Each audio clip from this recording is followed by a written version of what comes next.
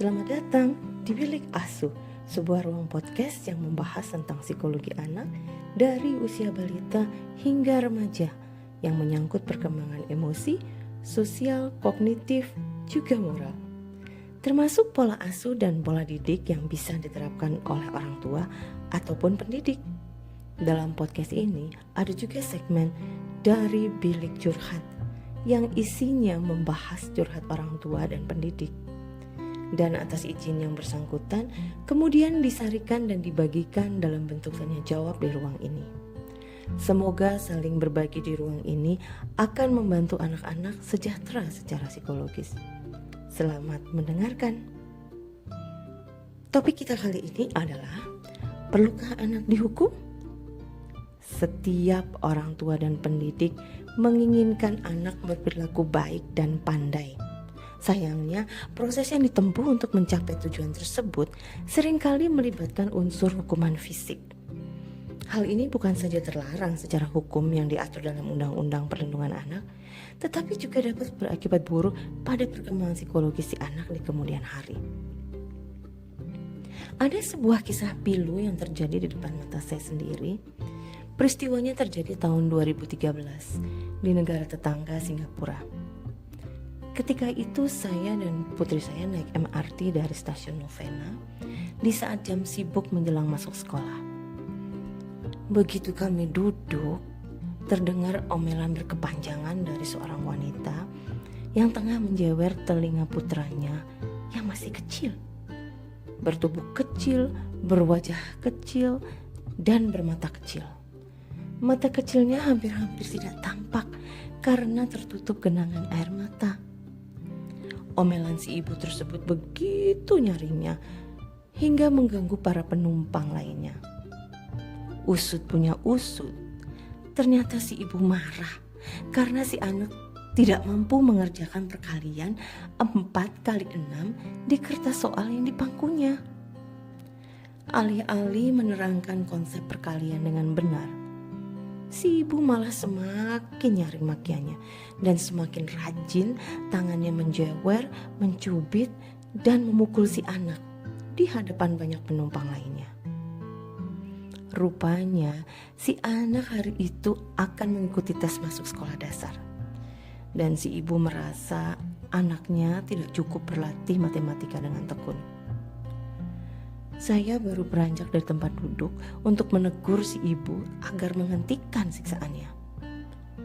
Tetapi si ibu terlanjur berdiri sambil menyeret putranya untuk turun dari kereta, karena saat itu kereta berhenti di sebuah stasiun. Mata si anak menatap saya sekejap, memohon sesuatu, menyeratkan luka yang tak tergambarkan dengan kata-kata. Jadi, apakah hukuman dengan dalih untuk mendidik anak harus selalu berupa memukul, mencubit, atau menjewer? Tidak. Hukuman sebenarnya dapat dikelompokkan dalam 2 golongan. Golongan yang pertama adalah hukuman yang bersifat aversif atau menyakitkan yang ditujukan kepada si anak setelah dirinya bertingkah laku yang tidak tepat.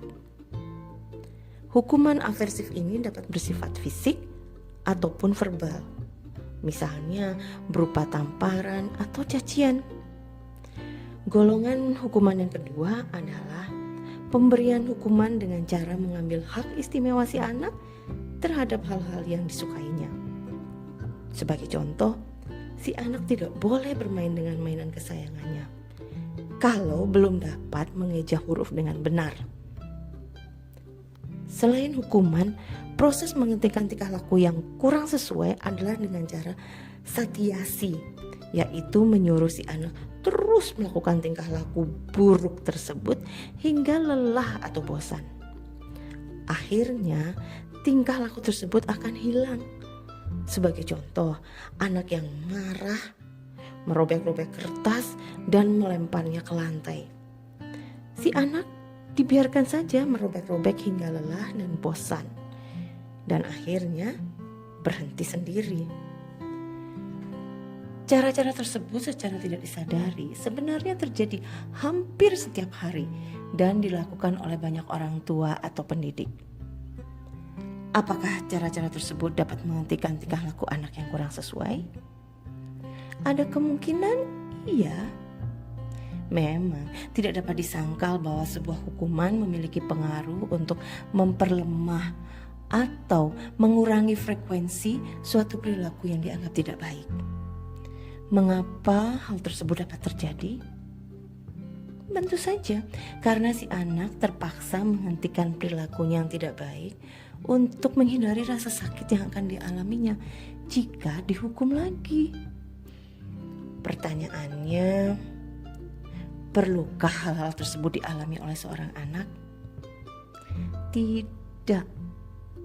Hal tersebut tidak perlu terjadi karena kebanyakan anak yang dididik dengan hukuman atau satiasi berkembang menjadi anak yang penakut dan rendah diri karena hukuman yang dirasakannya terus-menerus akan membuat penilaian terhadap dirinya sendiri buruk sehingga si anak tidak dapat menghargai dirinya sendiri.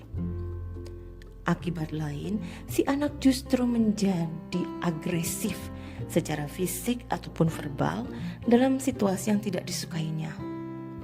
Kenapa? Karena meniru perilaku orang tua ataupun guru terhadap dirinya. Apakah tidak ada cara lain untuk memperbaiki perilaku anak yang kurang tepat?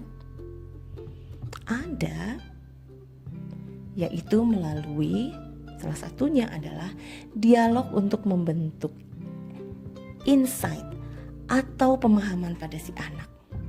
Caranya melalui penjelasan sebab dan akibat yang ditimbulkan dari perbuatannya tersebut. Contoh, si anak suka sekali melempar barang dan mainan. Jelaskan dengan kata-kata dan gerakan tubuh yang ekspresif bahwa mainan yang dilempar akan rusak dan bisa mencederai dirinya sendiri dan orang lain. Jadi bukan dengan kata-kata, makian, ataupun ancaman. Melalui proses ini, si anak meski usianya baru 3 tahun akan dapat memahami kesalahan yang dibuatnya dan akan memilih perilaku yang lebih positif di kemudian hari.